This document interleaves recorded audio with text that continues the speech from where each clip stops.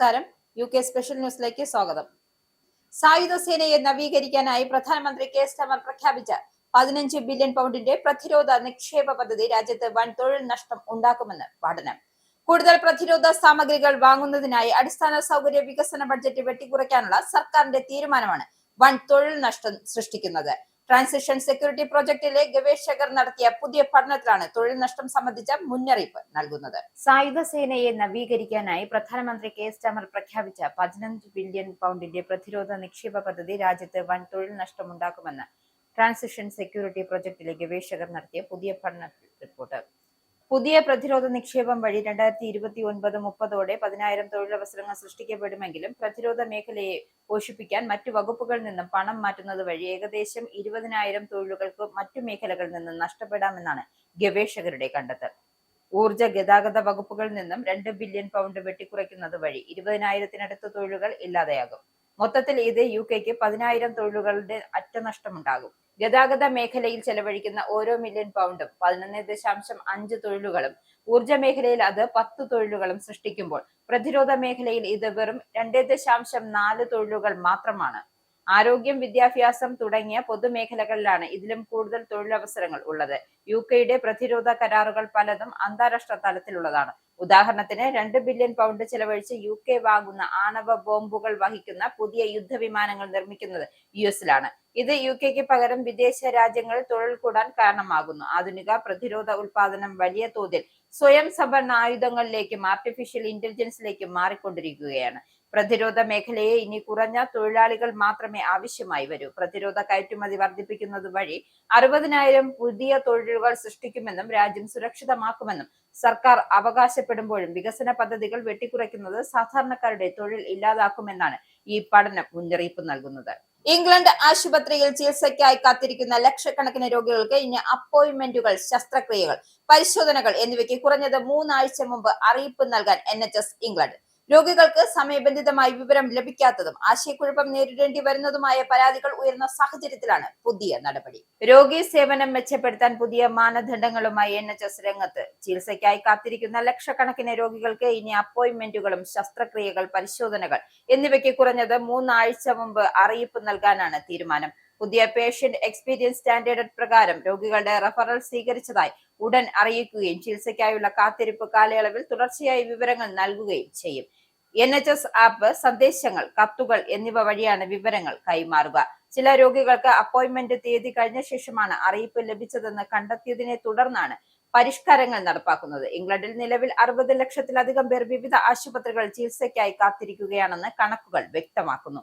രോഗികൾക്ക് കൂടുതൽ വ്യക്തതയും വിശ്വാസ്യതയും നൽകുന്നതിനൊപ്പം ആരോഗ്യ സേവനങ്ങളെ കൂടുതൽ ആധുനികമാക്കുക എന്ന ലക്ഷ്യത്തോടെയാണ് പുതിയ മാനദണ്ഡങ്ങൾ നടപ്പാക്കുന്നതെന്നും NHS ഇംഗ്ലണ്ട് വ്യക്തമാക്കി. രോഗി കേന്ദ്രീകൃത സേവനത്തിലേക്കുള്ള സുപ്രധാന ചുവടുവയ്പ്പാണ് ഇതെന്നും ഹെൽത്ത് വാച്ച് ഇംഗ്ലണ്ടും പ്രതികരിച്ചു. കുറ്റകൃത്യങ്ങളുടെ ഗൗരവം പരിഗണിക്കാതെ എല്ലാ വിദേശ കുറ്റവാളികളെയും ശിക്ഷാ കാലാവധി തീരുന്ന മുറയ്ക്ക് സ്വന്തം നാടുകളിലേക്ക് നാടുകടത്താനുള്ള പുതിയ പദ്ധതിയുമായി ഹോം സെക്രട്ടറി ഷബാന മഹ്മൂദ്. നിലവിലുള്ള നിയമങ്ങൾ അനുസരിച്ച് 1 വർഷമോ അതിലധികമോ തടവ് ശിക്ഷ ലഭിച്ച വിദേശ കുറ്റവാളികളെ മാത്രമാണ് നാടുകടത്തുന്നതിനായി പരിഗണിക്കാറുള്ളത്. എന്നാൽ ഇപ്പോൾ എല്ലാ വിദേശ കുറ്റവാളികളെയും നാടുകടത്തലിന്റെ പരിധിയിൽ ഉൾപ്പെടുത്തുന്നതിനായി നിയമം വിപുലീകരിക്കാനാണ് ഹോം സെക്രട്ടറി ശ്രമം. UKയിൽ എല്ലാ വിദേശ കുറ്റവാളികളെയും നാടുകടത്തലിന്റെ പരിധിയിൽ ഉൾപ്പെടുത്തുന്നതിനായി നിയമം വിപുലീകരിക്കുന്നതിന്റെ ഭാഗമായി കുറ്റകൃത്യങ്ങളുടെ ഗൗരവം പരിഗണിക്കാതെ എല്ലാ വിദേശ കുറ്റവാളികളെയും ശിക്ഷാ കാലാവധി തീരുന്ന മുറയ്ക്ക് സ്വന്തം നാടുകളിലേക്ക് നാടുകടത്താനുള്ള പുതിയ പദ്ധതിയുമായി ഹോം സെക്രട്ടറി ഷബാന മഹ്മൂദ്. ചൊവ്വാഴ്ച പ്രസിദ്ധീകരിച്ച ഇമിഗ്രേഷൻ ആൻഡ് അസൈലം ബില്ലിലെ വ്യവസ്ഥകൾ അനുസരിച്ച് കുറ്റവാളിയെയോ അയാളുടെ കുടുംബത്തിലെ ഒരംഗത്തെയോ നാടുകടത്തൽ വഴിയുണ്ടാകാൻ ഇടയുള്ള പ്രത്യാഘാതം അമിതമായി ബാധിക്കാത്ത സാഹചര്യത്തിൽ അവരെ നാടുകടത്താൻ കോടതിയോട് നിർദ്ദേശിച്ചിട്ടുണ്ട്. കുറ്റകൃത്യത്തിന് ഗൗരവം ഏറും തോറും കുറ്റവാളിയെ നാടുകടത്തുന്നത് പൊതുജന താൽപര്യത്തിന് കൂടുതൽ അനുകൂലമാകുമെന്നും ബില്ലിൽ വ്യക്തമാക്കുന്നു. ലൈംഗിക കുറ്റകൃത്യങ്ങൾ ഉൾപ്പെടെയുള്ള കുറ്റങ്ങളിൽ പ്രതികളായവർക്ക് അഭയം നൽകുന്നതായി കഴിഞ്ഞ നവംബർ റിപ്പോർട്ട് ചെയ്തിരുന്നു. UKയിൽ 8 ദിവസത്തെ ഉഷ്ണതരംഗ അലർട്ട് പ്രഖ്യാപിച്ച UK ഹെൽത്ത് സെക്യൂരിറ്റി ഏജൻസി. താപനില 32 ഡിഗ്രി സെൽഷ്യസിന് മുകളിൽ ഉയർന്നതോടെ ആരോഗ്യ അലർട്ട് പുറപ്പെടുവിച്ചിരിക്കുന്നു. ഉഷ്ണതരംഗത്തിനുള്ള മഞ്ഞ ജാഗ്രത പുറപ്പെടുവിച്ചിരിക്കുന്നതിനാൽ വരുന്ന ആഴ്ചയിൽ ജീവൻ അപകടത്തിലാകാനുള്ള ചൂടിന്റെ സാധ്യതയാണ് ഉയരുന്നത്. സദേൺ ഈസ്റ്റേൺ ഇംഗ്ലണ്ടിലും ഈസ്റ്റ് മിഡ്ലാൻഡിലും അടുത്ത ശനിയാഴ്ച വരെ മുന്നറിയിപ്പ് നിലവിൽ. വെസ്റ്റ് മിഡ്ലാൻഡ്സിലും ഇപ്പോൾ മുന്നറിയിപ്പ് നൽകിയിട്ടുണ്ട്. UK-യിൽ താപനില 32 സെൽഷ്യസിന് മുകളിലേക്ക് ഉയർന്നതോടെ 8 ദിവസത്തെ ഉഷ്ണതരംഗ അലർട്ട് പ്രഖ്യാപിച്ച് UK ഹെൽത്ത് സെക്യൂരിറ്റി ഏജൻസി. ഇതിനിടെ വെള്ളത്തിന്റെ പാഴ്ചെലവ് ഒഴിവാക്കാനായി സദേൺ വാട്ടർ ഹോപ്സ് പൈപ്പ് നിരോധനം ഏർപ്പെടുത്തി. ഹാംപ്ഷയറിലെ ഐൽ ഓഫ് വൈറ്റിലാണ് നിയന്ത്രണങ്ങൾ വന്നിരിക്കുന്നത്. തുടർച്ചയായ 2ാം വർഷമാണ് ഈ വിലക്ക്. ജൂലൈ 10 മുതലാണ് വിലക്കുകൾ നിലവിൽ വരികയെങ്കിലും ജനങ്ങൾ ഹോസ് പൈപ്പുകൾ ഉപയോഗിക്കാതെ കൂടുതൽ സമ്മർദ്ദം ഒഴിവാക്കണമെന്ന് സദേൺ വാട്ടർ ആവശ്യപ്പെട്ടു. കെന്റിൽ സൗത്ത് ഈസ്റ്റ് വാട്ടറും സമാനമായ വിലക്ക് പ്രഖ്യാപിച്ചു. ഹാംപ്ഷയറിലും സക്സസിലുമുള്ള ജനങ്ങൾ വെള്ളത്തിന്റെ ഉപയോഗം കുറയ്ക്കണമെന്നാണ് നിർദ്ദേശം. ഈസ്റ്റേൺ ഇംഗ്ലണ്ടിൽ സേവനം നൽകുന്ന ആംഗ്ലിക്കൻ വാട്ടറും വെള്ളത്തിന്റെ ഉപയോഗം കുറയ്ക്കാൻ ആവശ്യപ്പെട്ടു.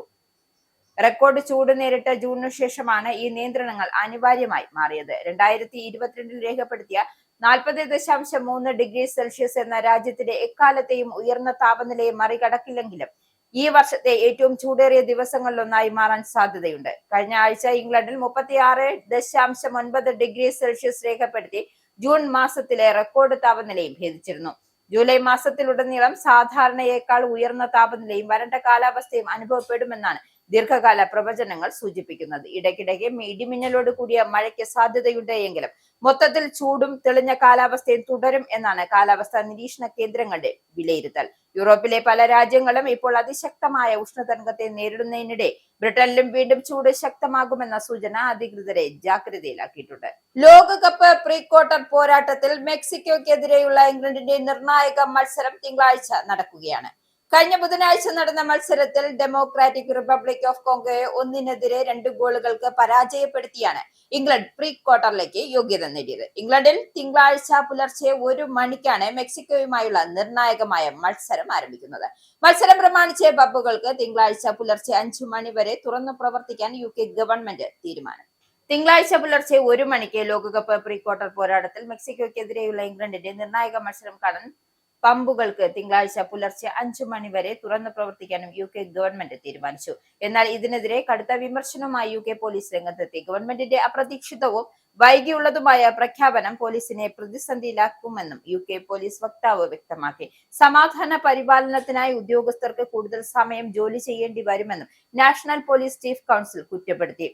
മത്സരം അവസാനിക്കാൻ കുറഞ്ഞത് പുലർച്ചെ 3 മണിയെങ്കിലും ആകും. പെനാൽറ്റി ഷൂട്ടൌട്ടിലേക്ക് നീങ്ങുകയാണെങ്കിൽ സമയം വീണ്ടും വൈകും. ഇതേ തുടർന്നാണ് പബ്ബുകൾക്ക് പുലർച്ചെ 5 മണി വരെ തുറക്കാനുള്ള പ്രത്യേക അനുമതി പ്രധാനമന്ത്രി കെയർ സ്റ്റാമർ നൽകിയത്.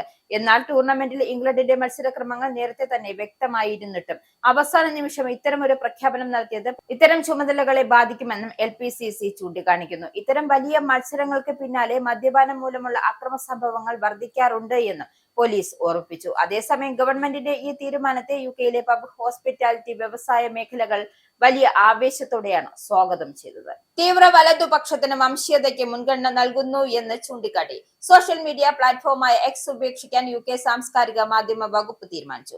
അധിക്ഷേപങ്ങളും തെറ്റായ വിവരങ്ങളും പ്രചരിക്കപ്പെടുന്നു എന്ന ആശങ്കയെ തുടർന്നാണ് സാംസ്കാരിക മന്ത്രി X-ൽ നിന്നും പിന്മാറ്റം പ്രഖ്യാപിച്ചത്.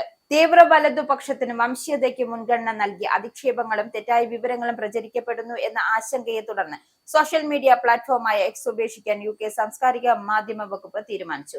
തന്റെ ഔദ്യോഗികമായ X അക്കൗണ്ടിലൂടെ തന്നെ നടത്തിയ പ്രസ്താവനയിൽ സ്വതന്ത്രമായ അഭിപ്രായ പ്രകടനങ്ങൾക്കായി രൂപകൽപ്പന ചെയ്ത ഒരു പ്ലാറ്റ്ഫോം ഇന്ന് അർത്ഥവത്തായ ചർച്ചയേക്കാൾ അധിക്ഷേപങ്ങൾക്കും തെറ്റായ വിവരങ്ങൾക്കുമാണ് മുൻഗണന നൽകുന്നതെന്നും ഇത് നമ്മുടെ ജനാധിപത്യത്തിനോ സമൂഹങ്ങൾക്കോ നല്ലതല്ല എന്നും അവർ പറഞ്ഞു. ഇലോൺ മസ്കിന്റെ ഉടമസ്ഥതയിലുള്ള X ഉപേക്ഷിക്കുന്ന UK സർക്കാരിന്റെ 2ാമത്തെ വകുപ്പാണിത്. 2 ആഴ്ച മുമ്പ് ഇംഗ്ലണ്ടിലെയും വെയിൽസിലെയും അറ്റോർണി ജനറലായ റിച്ചാർഡ് ഹാമറും തന്റെ ഓഫീസിനോട് X ഉപയോഗിക്കുന്നത് നിർത്താൻ നിർദ്ദേശം നൽകിയിരുന്നു. ഇനി മുതൽ പൊതുജനങ്ങൾക്ക് താനുമായി സംവദിക്കാൻ ഇൻസ്റ്റാഗ്രാം, ഫേസ്ബുക്ക്, ലിങ്ക്ഡ് ഇൻ എന്നിവ ഉപയോഗിക്കാമെന്നും മന്ത്രി ലിസ നാൻസി വ്യക്തമാക്കി. ദിവസവും അരമണിക്കൂർ നടക്കാൻ ആളുകളെ പ്രോത്സാഹിപ്പിക്കുന്നതിനായി NHS ഇംഗ്ലണ്ട് അടുത്ത വർഷം മാരത്തൺ എ മന്ത് പദ്ധതി ആരംഭിക്കും. ദിവസവും അരമണിക്കൂർ വീതം നടന്നാൽ ഒരു മാസത്തിൽ ഏകദേശം 42 kilometre. Mobile phone, smart watch എന്നിവ ഉപയോഗിച്ച് നടത്തം രേഖപ്പെടുത്തുന്നവർക്ക് പദ്ധതി വിജയകരമായി പൂർത്തിയാക്കിയാൽ വിവിധ സമ്മാനങ്ങൾ, വൗച്ചറുകൾ, ഡിസ്കൗണ്ടുകൾ തുടങ്ങിയ ആനുകൂല്യങ്ങൾക്ക് അർഹത ലഭിക്കും. ദിവസവും അരമണിക്കൂർ നടക്കാൻ ആളുകളെ പ്രോത്സാഹിപ്പിക്കുന്നതിനായി വിവിധ സമ്മാനങ്ങളും ആനുകൂല്യങ്ങളും പ്രഖ്യാപിച്ചിരിക്കുകയാണ് NHS. അതിനായി NHS ഇംഗ്ലണ്ട് അടുത്ത വർഷം മാരത്തൺ എ മന്ത് പദ്ധതി ആരംഭിക്കും. ഒളിമ്പിക് മെഡൽ ജേതാവും ഗ്രേറ്റ് നോർത്തേൺ റൺ സ്ഥാപകനുമായ സർ ബ്രൈഡൻ ഫോറസ്റ്ററുടെ നേതൃത്വത്തിലാണ് പദ്ധതി നടപ്പാക്കുന്നത്. സ്നാപ്ചാറ്റ്, ഡുവോളിംഗ് തുടങ്ങിയ ആപ്പുകളിലെ സ്ട്രിക് മാതൃക ഉപയോഗിച്ച് ആളുകളെ തുടർച്ചയായി നടക്കാൻ പ്രേരിപ്പിക്കുകയാണ് ലക്ഷ്യം. 1,00,000-ലധികം പേരെ പദ്ധതിയുടെ ഭാഗമാക്കാനാണ് NHS ലക്ഷ്യമിടുന്നത്. ആഴ്ചയിൽ 5 ദിവസം 30 മിനിറ്റ് വീതം നടന്നാൽ 4 വർഷം വരെ ആരോഗ്യകരമായ ജീവിതം അധികമായി ലഭിക്കാമെന്നാണ് വിദഗ്ധരുടെ കണ്ടെത്തൽ. ശാരീരിക നിഷ്ക്രിയത ഓരോ 6 മരണങ്ങൾ ഒന്നിന് കാരണമാകുന്നതായും NHS ചൂണ്ടിക്കാട്ടുന്നു. പദ്ധതിയുടെ പ്രാരംഭ ചെലവ് NHS വഹിക്കുമെങ്കിലും സമ്മാനങ്ങൾക്കുള്ള ചെലവ് പൊതുമേഖലയിലും സ്വകാര്യ മേഖലയിലെയും പങ്കാളികളാണ് വഹിക്കുക. കൂടുതൽ വിവരങ്ങളും രജിസ്ട്രേഷൻ നടപടികളും അടുത്ത മാസങ്ങളിൽ പ്രഖ്യാപിക്കും. ഈ ബുള്ളറ്റിൻ ഇവിടെ സമാപിക്കുന്നു. നന്ദി.